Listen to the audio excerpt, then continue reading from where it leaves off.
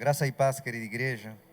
Estamos hoje começando nossa série de estudos relativos ao trabalho que a gente constantemente durante o ano inteiro faz na escola dominical.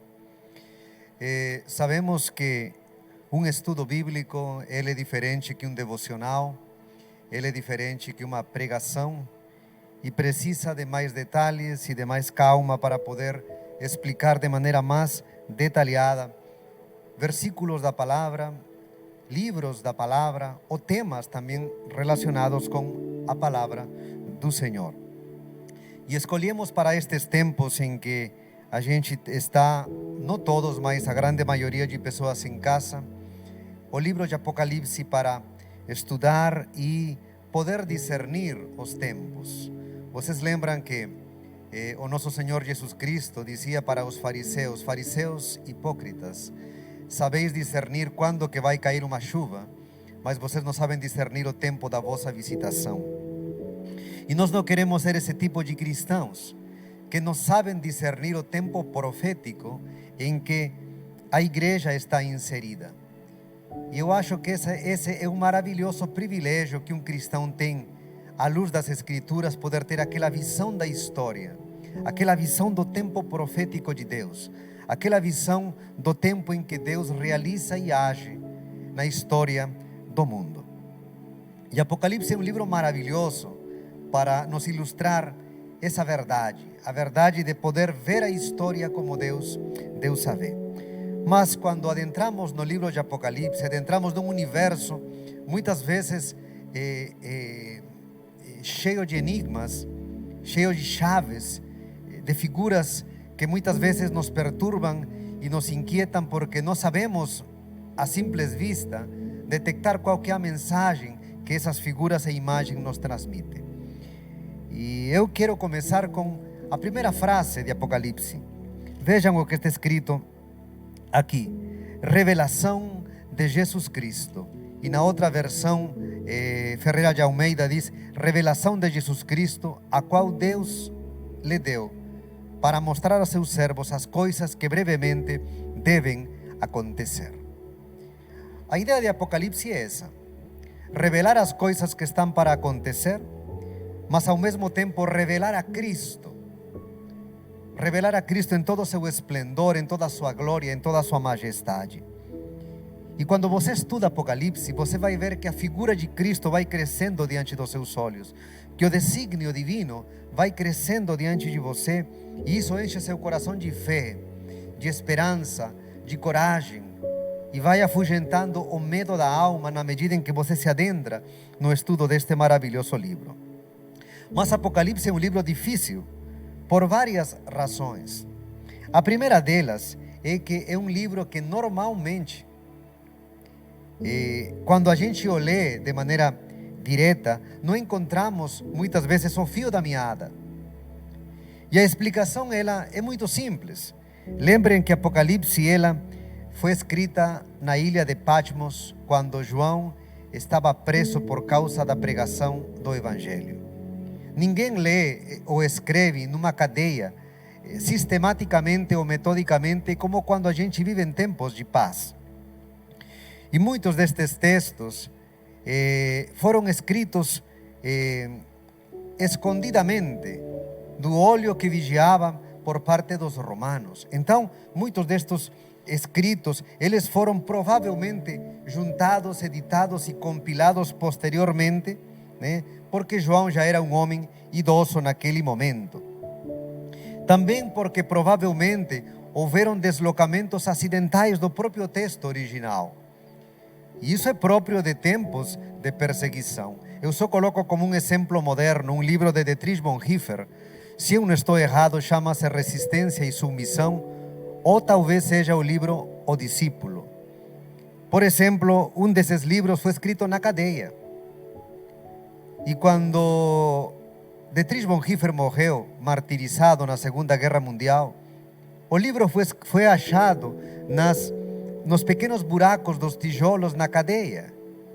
E o que tiveram que fazer os que admiravam a Dietrich Bonhoeffer? Pegar todos aqueles retalhos de escritos e juntar e editar um livro. Provavelmente com João aconteceu a mesma coisa.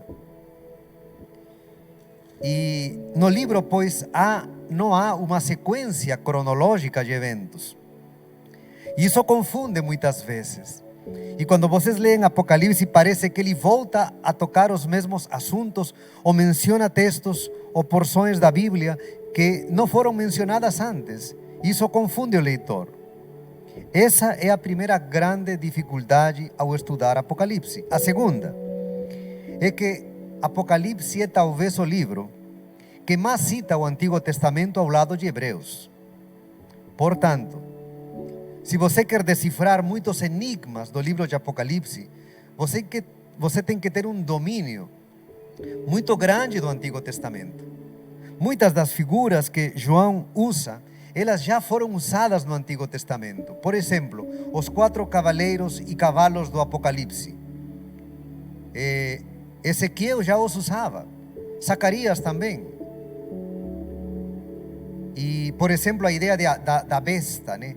Vocês leem Daniel, e em Daniel, por exemplo, já está a imagem de uma besta, ou de animais, significando reis e reinos. Portanto, se vocês tomam uma Bíblia um pouco mais completa, vocês vão ver a quantidade de citações do Antigo Testamento que tem. Portanto, queridos, a gente tem que conhecer bem o Antigo Testamento para poder, de alguma forma, decifrar os significados de João. Outro elemento que dificulta um pouco a leitura e o estudo de Apocalipse é que muitas pessoas vão a estudar Apocalipse com já uma doutrina pré-estabelecida na mente. Por exemplo, há pessoas que acreditam que a igreja será arrebatada antes da tribulação. E se você vai ao Apocalipse tentando justificar essa doutrina que você já traz na mente, provavelmente você vai forçar o texto a dizer aquilo que ele não está dizendo.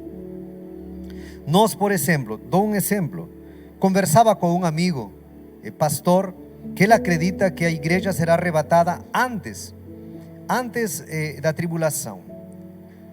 Mas ele encontra uma grande dificuldade no fato que Tessalonicenses diz que a igreja será arrebatada na vinda de Cristo. Então ele me disse: Pablo, lá em Apocalipse 14 existem 3 arrebatamentos. E eu fui estudar mais detenidamente, e você lê, relê, volta a ler, e você não encontra os santos 3 arrebatamentos. E você lê os melhores comentaristas e estuda o texto em diferentes formas e não encontra aquilo que ele vê. Então há uma dificuldade em você se aproximar de Apocalipse já com ideias formadas apenas para que ele te diga aquilo que você quer ouvir. Isso é um perigo muito grande. E além do mais, que pode nos levar a uma arrogância. A gente tem que se aproximar do texto humildemente. E muitas vezes o texto vai mudar muitas formas de pensar que a gente já tem pré-estabelecidas. Vejam que estamos aqui juntando vários elementos que dificultam a leitura e o estudo do livro de Apocalipse.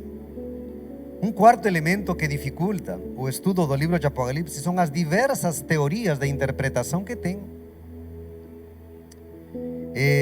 Eu vou citar apenas algumas para que vocês tenham uma ideia de quão difícil é penetrar nesse mundo de interpretação do Apocalipse. Por isso que aqui vamos simplificá-lo, mas você tem que estar atento e saber que é um estudo que não é fácil. Veja, por exemplo, no mundo católico existe uma linha de pensamento chamada preterismo.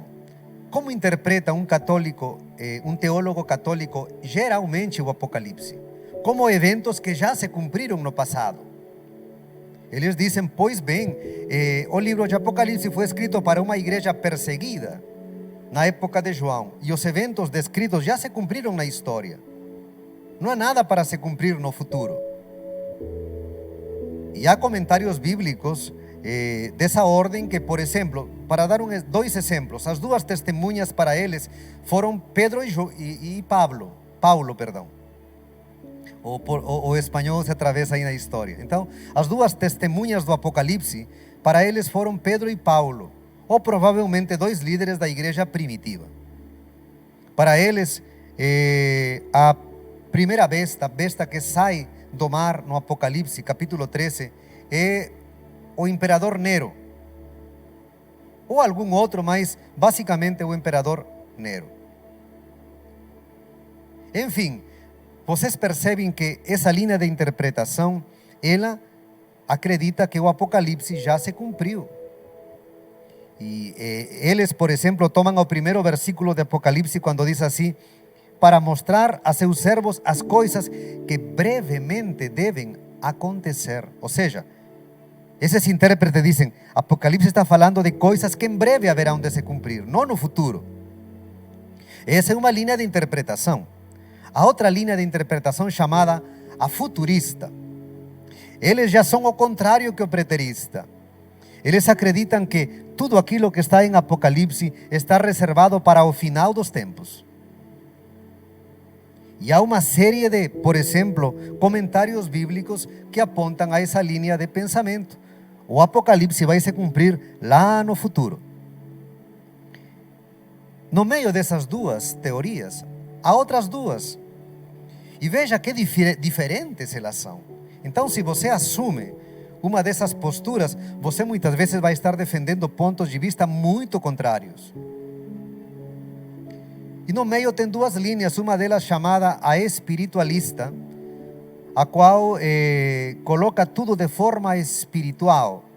Nada do que está em Apocalipse é literal. É apenas, são imagens espirituais, né? Muito bem. Existe outra linha de pensamento chamada historicista.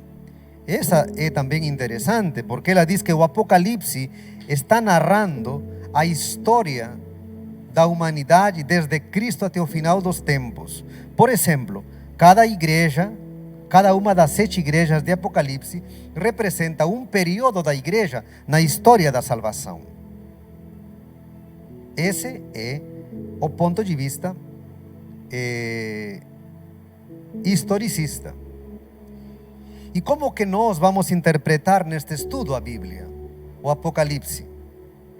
Vejam que todos eles podem ter lugar na interpretação. O preterista tem lugar sim, porque era um texto escrito para uma igreja num determinado tempo, num determinado espaço e numa circunstância específica para uma igreja perseguida. Vejam este detalhe. Nossa primeira aula não vai entrar muito no texto bíblico, apenas serão uns preâmbulos, uma introdução. Veja este detalhe. A igreja primitiva, uma igreja fiel, que amava Deus de coração, está sendo perseguida pelos imperadores romanos. Quando eles estavam nos cultos, eles escutavam que Jesus é o Senhor. Mas quando eles saem ao dia a dia, eles veem que César é o que manda no mundo. Espera aí, não há aí uma contradição? Jesus é ou não é o Senhor? Porque quando vamos ao dia a dia, quem manda no mundo é o César. A essa igreja confundida, no meio de uma perseguição, de uma tempestade tremenda, que dia após dia bate neles, João escreve uma revelação de quem Cristo é. Portanto, a mensagem de Apocalipse, sim, era para uma igreja, num lugar específico, num tempo específico, numa circunstância determinada. Portanto, sim, há elementos que João menciona que são próprios da época. Próprios da época. E nós vamos ir distinguindo eles na medida em que a gente vai estudando. É possível estudar a Bíblia a partir do ponto de vista também de que o Apocalipse revela um período longo da história que será culminado com a vinda do reino de Deus ao mundo, sim. Portanto, há lugar também para o ponto de vista histórico. E há muitos elementos espirituais na Bíblia também, no Apocalipse. Dou um exemplo. Capítulo 4, 5 de Gênesis, perdão, de Apocalipse. João vê um cordeiro cheio de olhos e com 7 chifres. Você não pode imaginar que Jesus Cristo seja tão feio ao ponto de ser uma coisa assim horrorosa como um cordeiro com sete olhos, cheio de olhos. Aí há um simbolismo, porque um cordeiro cheio de olhos, que significa? A omnisciência de Cristo, que Ele todo vê, que Ele todo sabe. Estão vendo como também há um sentido espiritual. E os 7 chifres significa o quê? O perfeito poder, 7, número da perfeição. Há sim um simbolismo muito grande em Apocalipse. Portanto, aqueles que interpretam também de forma espiritualista não perdem razão. Outro texto bonito para um simbolismo, a besta que surge do mar, por exemplo. A Bíblia diz que ele aparece com um cordeiro, mas fala como dragão. Veja só que imagem bonita. Bonita no sentido de que a besta que surgirá, ela aparece com Cristo, porque diz que parece com um cordeiro. Aí o apóstolo está te deixando um sinal maravilhoso. Quando o anticristo se levante, ele terá uma aparência do próprio Cristo. Então fiquem espertos, meus filhos, é o que João está dizendo. E quando que você distingue que ele não é o cordeiro de Deus? Quando ele fala, quando ele discursa. Porque ele fala não como cordeiro, ele fala como dragão. E como diz João, minhas ovelhas escutam a minha voz e me seguem. Somente aqueles que são de Cristo saberão distinguir que aquele que fala não é o cordeiro, senão é um falso cordeiro. Então, meus queridos, há espaço sim para tratar o Apocalipse também desde um ponto de vista simbólico e espiritualizado. Então, diríamos assim que não necessariamente estas interpretações se descartam. Cada texto será um texto e cada estudo será um estudo. E eu espero que o Senhor nos guie e nos abençoe tremendamente neste período. Por onde começaremos o estudo de Apocalipse? Normalmente, os estudos sobre as 7 igrejas do Apocalipse já têm sido dadas e acho que tem bastante material sobre isso. Com o capítulo 4 e 5 de Apocalipse também acontece a mesma coisa. E eu quero basicamente começar pelo capítulo 6 de Apocalipse. Os 7 selos do Apocalipse. Porque eu considero que vivemos num tempo profético. E que nós estamos inseridos nesse tempo. E que discernir os 7 selos do Apocalipse significa discernir o tempo em que estamos vivendo. Qual que é o coração de Apocalipse? O coração de Apocalipse está nos capítulos 4 e 5. Por quê? Porque no capítulo 4, João apresenta aquele que se assenta num alto e sublime trono. É uma visão detalhada, muito mais detalhada do que aquilo que Isaías viu. Aquele que é 3 vezes santo. Esta vez, João o descreve com luxo de detalhes que Isaías não descreveu. É o Deus que se assenta num trono e a criação inteira se curva diante dele. Lembrem que em Apocalipse 4 há 4 seres que simbolizam a criação. 4 é o número da criação. Os animais estão lá: o boi, a águia, o leão e o homem. Eu vou deixar aqui, vai aparecer aqui numas figuras, 4 ou 5 livros que vão lhes ajudar a discernir com clareza, pois não teremos tempo de tantos detalhes, né? Um deles em português, muito importante, é um livro grande, de quase 1.700 folhas, mas é um livro de consulta, onde vocês poderão, se vocês têm oportunidade de algum dia adquirir, né, penetrar nesse mundo maravilhoso do capítulo 4 de Apocalipse. Os 4 seres são a criação que adora ao Senhor. Os 24 anciãos, que simbolizam a totalidade do povo de Deus, se curva diante do Deus que se assenta num alto e sublime trono e cantam um cântico de louvor. Agora vejam o capítulo 5. O capítulo 5 de Apocalipse já não é a adoração do Pai, é a adoração do Pai Criador, é a adoração do Filho Redentor. Porque desta vez a adoração se dirige ao Cordeiro de Deus. Portanto, o capítulo 4 e 5 de Apocalipse nos revelam que Deus é aquele que reina e que se assenta poderoso sobre cada evento da história. E logo dessa visão maravilhosa da adoração celestial, João vê um livrinho, diz aqui a palavra do Senhor, 4 anjos, capítulo 6.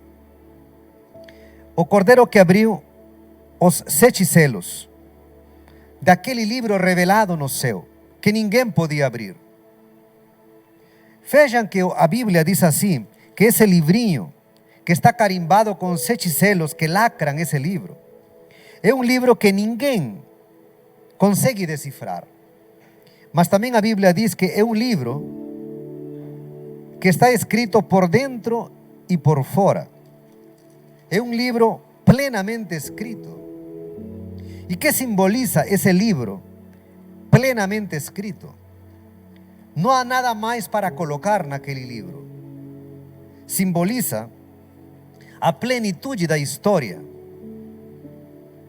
Todos os intérpretes, eles são unânimes em dizer que esse livro representa a plenitude da história. Quando Daniel escreve, no capítulo 12 de Daniel, escreve-se o seguinte, dice: quanto a ti, Daniel, capítulo 12, versículo 4, guarda em segredo estas palavras e mantém lacrado o livro até o tempo do fim. ¿A qué libro se refere Daniel? Un libro que debe ser lacrado até o tempo do fim. É o livro da revelação da história. É interessante que Daniel, no Antigo Testamento, ele revela a história de maneira clara até a vinda do Império Romano.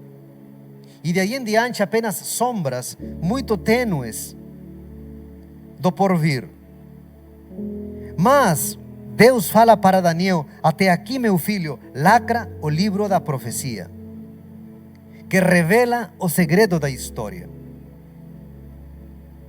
É interessante que no Antigo Testamento Daniel recebe essa revelação até a vinda do Império Romano. E João não. João revela a história até o fim dos tempos. Mas essa história permanece lacrada, fechada, apenas à mercê do Cordeiro de Deus. Diríamos que Daniel é para o Antigo Testamento aquilo que João é para o Novo Testamento. Daniel recebe a revelação até Cristo e João até a vinda do reino definitivo. E este livro do qual Daniel se refere, o livro da profecia, o livro da história lacrado, a qual retoma João esse tema no capítulo 5. Há um livro que precisa ser aberto. E quando será aberto esse livro da plenitude da história? No final dos tempos. Naquele momento, os lacres do livro são abertos. Voltamos ao nosso texto no capítulo 6 de Apocalipse. Então, o que João se apresta a ver e contemplar é a consumação da história humana. O que João se apresta a ver abrir-se é a consumação da história da salvação. E que o único capaz de interpretar a história é Cristo, queridos. É Cristo. Há muitas pessoas tentando acertar, qual será o desenlace da história nestes dias. Há muitas pessoas que fazem previsões ao respeito de como será, por exemplo, o mundo depois do coronavírus. Lia neste domingo editoriais de jornais no mundo que falavam qual era o mundo que se desenharia depois de que passe toda esta loucura na qual o mundo está envolvido. E alguns deles, muito inteligentes, pensam ter os segredos e os enigmas do porvir. Mas o texto que nós lemos no capítulo 5 de Daniel diz que apenas há um digno de decifrar a história, e esse é o Cordeiro que foi morto. E João vai contemplar esta visão, e João vai decifrar nestes momentos o desenlace final da história. Queridos, estamos nesse momento. Este é o tempo do qual João contemplava naquela visão maravilhosa de Apocalipse 6. Isto talvez seja seja uma das tarefas mais importantes da igreja no tempo moderno. Querido, você e eu como crente, temos que nos adentrar na sala do trono de Deus e perguntar para o Senhor: Senhor, me ajude a entender o desenho da história, tal como tu a revelaste. E o mundo irá perceber um dia de que aquele que já se antecipou e escreveu a história sempre esteve no domínio dos eventos e dos acontecimentos que sobre este mundo haveriam de acontecer. E aí estamos então com João contemplando este evento glorioso do final dos tempos. E a palavra do Senhor nos diz que os lacres começam a ser retirados. Veja que o retiro dos selos ainda não estão revelando o desenlace final da história, mas já fazem parte desse final. Ainda não foi aberto o rolo para escrever, para dizer o que está dentro escrito. Então aparecem, neste momento a palavra, aparecem os seres viventes com um estrondo como de um trovão, capítulo 6, versículo 1, e começam a romper aqueles selos. E aparecem 4 cavaleiros. Aparecem 4 cavaleiros e 4 cavalos. E isto é importantíssimo para ler o tempo presente. Vejam que, primeiro, o cavalo branco; segundo, o cavalo vermelho; terceiro, o cavalo preto; e quarto, o cavalo verde amarelo ou amarelado. E não é difícil interpretar, por exemplo, os 3 últimos cavalos. O cavalo vermelho é o cavalo da guerra. O terceiro cavalo é o cavalo da fome. E o quinto é o da morte. Mas o grande dilema está no primeiro. O que significa este cavalo branco? O que significa o cavalo branco? Há alguns que interpretam que é algo bom, que é Cristo. E outros que interpretam como sendo algo ruim, o anticristo. Veja que as duas interpretações não podem estar certas. Não podem, porque uma é algo bom, outra é algo ruim. Os que dizem que Cristo, que argumento tem para dizer que é Jesus? O que é algo bom? Eles dizem: o branco no Apocalipse sempre é algo bom. E é verdade. Roupas brancas, cavalo branco, Cristo monta um cavalo branco. A igreja mostrada no céu como vestida de linho fino, branco e resplandecente. O branco em Apocalipse sempre é algo bom. Uma segunda coisa, quando você lê Mateus 24, Lucas 21, Marcos 13, que é o sermão do fim dos tempos do nosso Senhor Jesus Cristo, nos 3 aparece a ideia da pregação do Evangelho a todas as nações. E são textos paralelos ao capítulo 6 de Apocalipse. Então os intérpretes dizem: esse cavalo branco é a pregação do Evangelho, é Cristo impulsionando a pregação do Evangelho.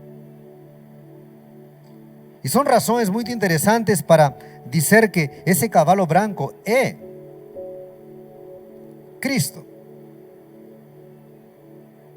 impulsionando a pregação do Evangelho a todas as nações. E que depois de algo bom vem 3 coisas ruins: a guerra, a fome e a morte. Tem os que interpretam este cavalo branco como sendo algo não muito bom, como sendo algo ruim para a humanidade. E quando vocês leem atentamente o texto, no capítulo 6, no versículo 1, no final do capítulo 6, versículo 1, está escrito o seguinte: os 4 seres viventes dizem como o estrondo de um trovão: vem.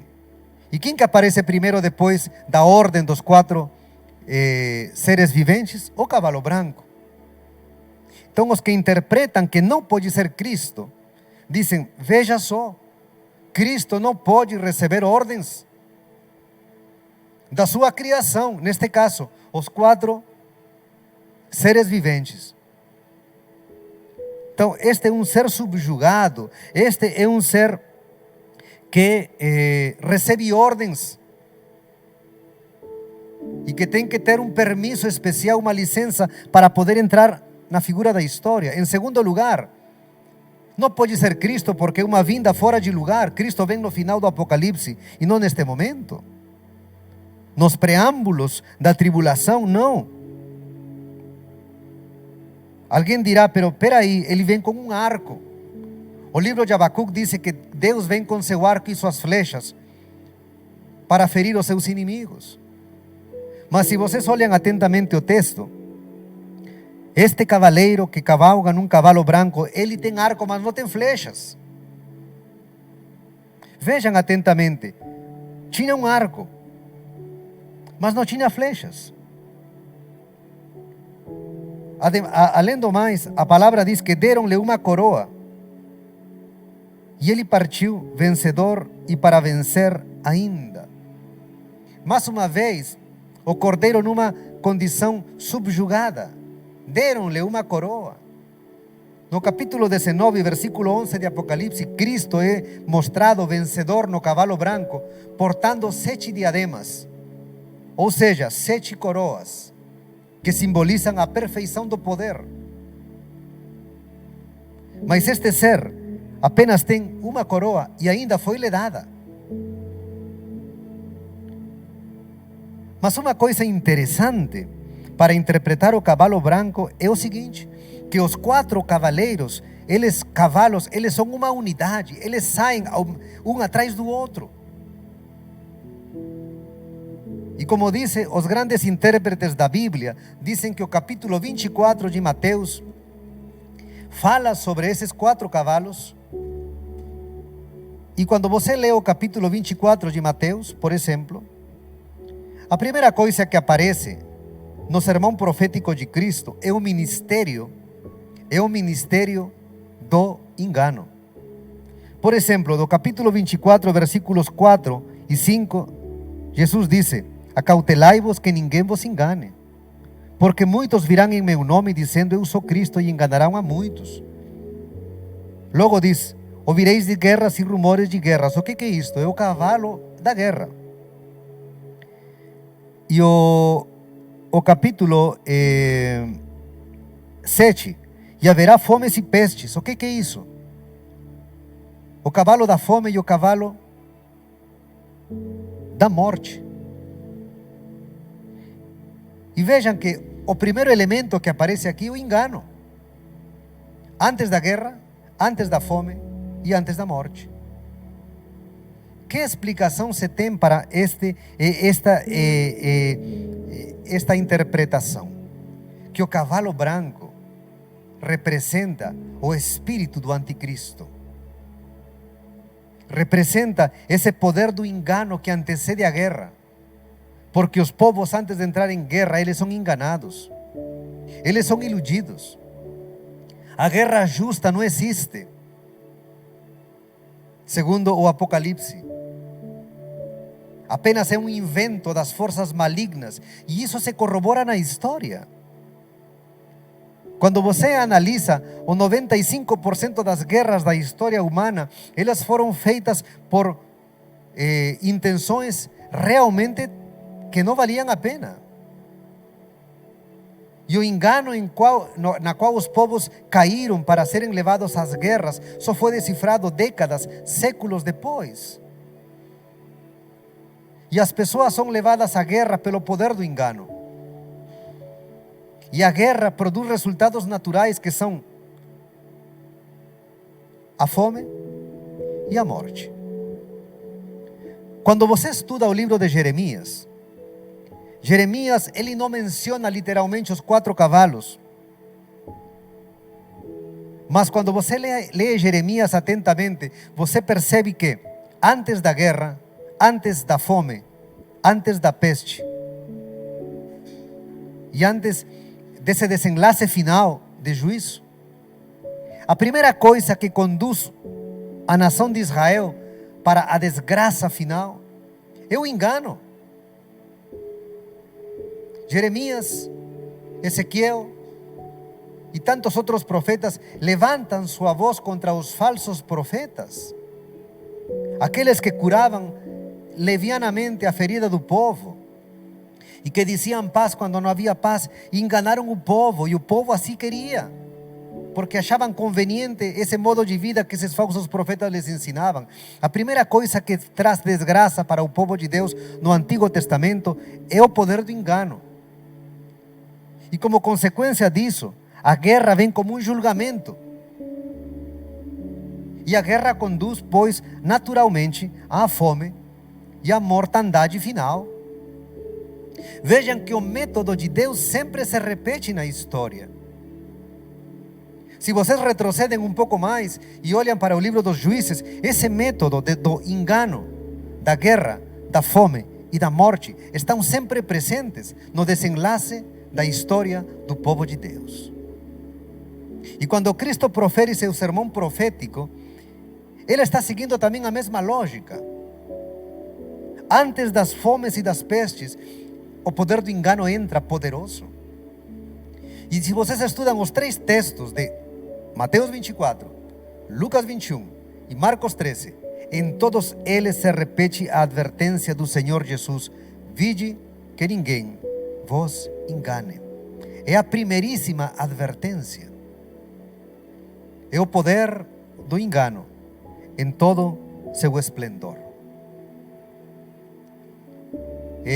No próximo encontro estaremos aprofundando com mais detalhes, desta vez já acompanhando o texto bíblico versículo por versículo. Mas queria que vocês tivessem uma ideia geral do panorama de como Apocalipse apresenta dificuldades, mas agora já penetrando de maneira cada vez mais detalhada no texto bíblico. Esperamos que você nos acompanhe, e para o próximo encontro eu pediria para vocês ler atentamente 2 capítulos da Bíblia, o capítulo 6 de Apocalipse e o capítulo 7.